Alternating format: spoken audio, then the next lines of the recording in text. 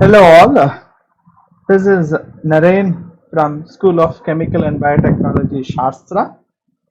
This is a learning capsule as part of the Fluid Mechanics for Process Engineering course. We are in the learning capsule 1.3 and continuing a discussion on how to define a fluid. What we have seen in the learning capsule 1 and 2 is fluid is something which can be defined as a matter that responds continuously. Okay, so this word is very important. A matter that responds continuously subject to infinitesimally small shear stress. Now let's just see this statement maybe graphically. Now suppose if I am able to plot the magnitude of shear stress on x-axis and try to capture the response of the fluid. The response in this case, it says is it should continuously deform, or response continuously can also be, if you recollect from our learning capsule 2, this means it deforms continuously. So if we are able to quantitatively capture that deform or deformation, rather we will say deformation or the fluid response. Now by this definition it says that as long as there is a shear stress, there should be a response. So that means we can expect a fluid to behave something like this, right? Momentarily, let's not focus on the nature of this curve, but what we need to see here is this region, right? If we mark shear stress this point as 0, so that means as long as shear stress is finite, as long as it is greater than 0, there is certainly a response in a fluid system. So that means a fluid cannot resist. In other words, a fluid cannot resist or offer not to respond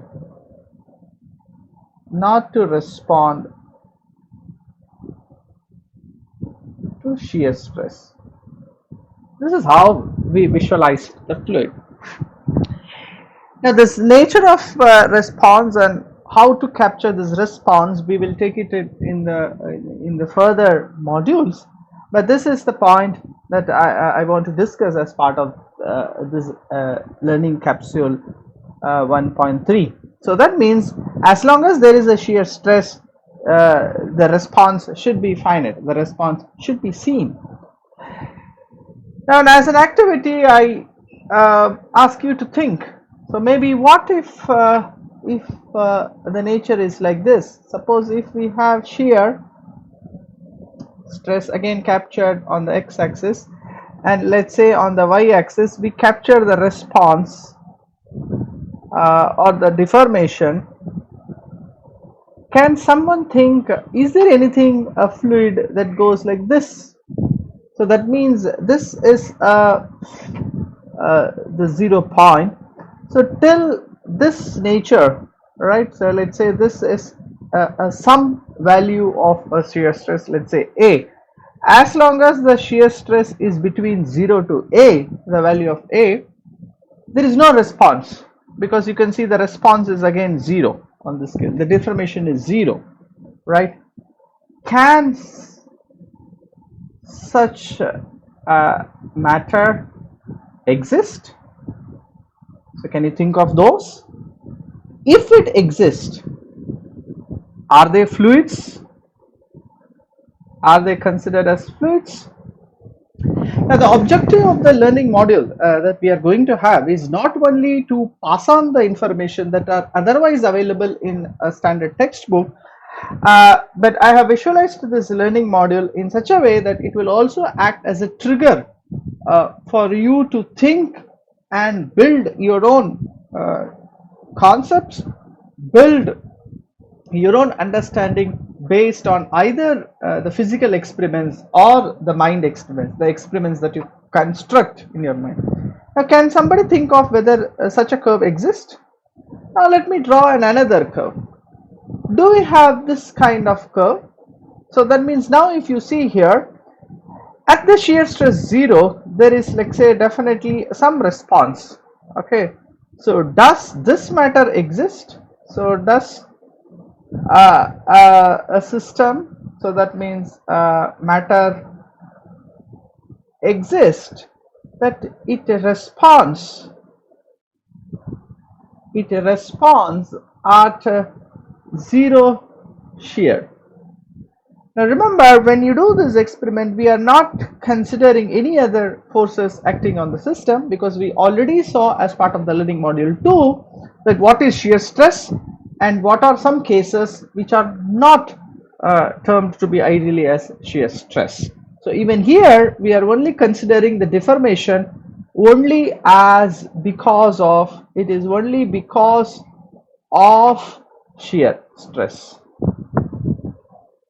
So that means this deformation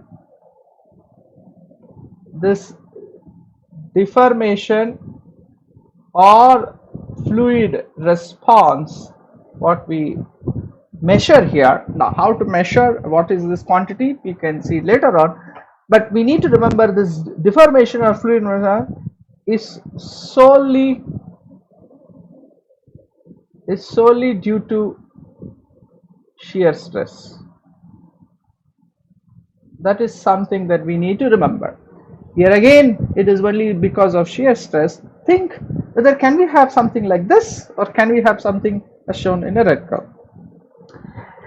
I'll again just spend a few minutes on the other kind of definition that probably or very commonly people say that liquids, especially not for fluids, but liquids take the shape of container.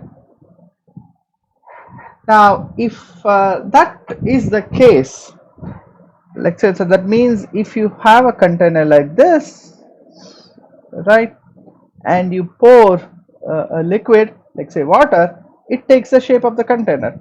If you have a container like this, okay, the liquid takes this shape now, right?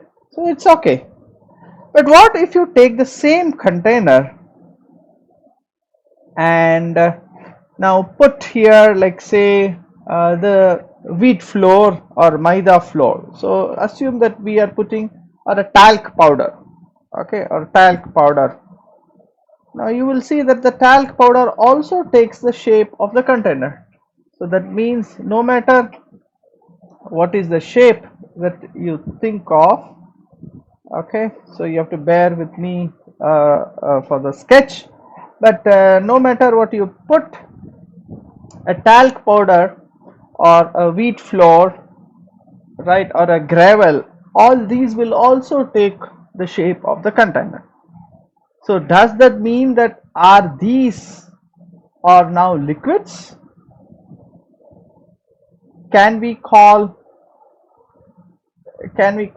like say talc powder or grains for that matter a liquid, if we are going to say that the liquids take the shape of the container? So this is something that you need to think, right? The other a similar case that I want to talk of is people do say that if you have liquids, okay, and you drain them, so that means if you keep an opening now, okay, so if you keep an opening now, right, and the liquid drains, right? The liquid drains out completely, the liquid goes out, the vessel gets emptied of the liquid. If this is liquid, yeah, this is perfect. But this definition, is it applicable for gas? Will we say that the gas is getting emptied, right? It's not always the case, because one can think of a system with in terms of when the system, this is also exposed to atmospheric pressure, when this is also atmospheric pressure, this does not really happen in terms of gas. And even in terms of liquid, the common observation that we actually see or draining of a liquid, right, can be arrested if if we make the opening so perfect and do not disturb when we're opening it. So that means, is it always that the liquid drains out? Now you might have seen a magician typically turning down a cup of liquid, right, covering with a plate, and he suddenly removes the plate, and you will see that the liquid stands like this, okay, and does not drains out. This is possible. Only thing is, this is generally not observed because of other reasons. So that means this kind of definition, that the liquid is something that drains out, certainly is not possible if it is for gas. And the very own observation of the liquid draining out itself is not always true, because that is the most commonly observed observation, but the other way around is also possible. So like this, one can think of context where the definitions that we try to articulate for liquid may not, or a gas may not be valid. And the most acceptable way of defining, at least in the fluid mechanics, what we start is something to do with the response, a spontaneous response or without resistance that a matter gives to an infinitesimally small shear stress. But here again, I want to make a comment before I end this. Look out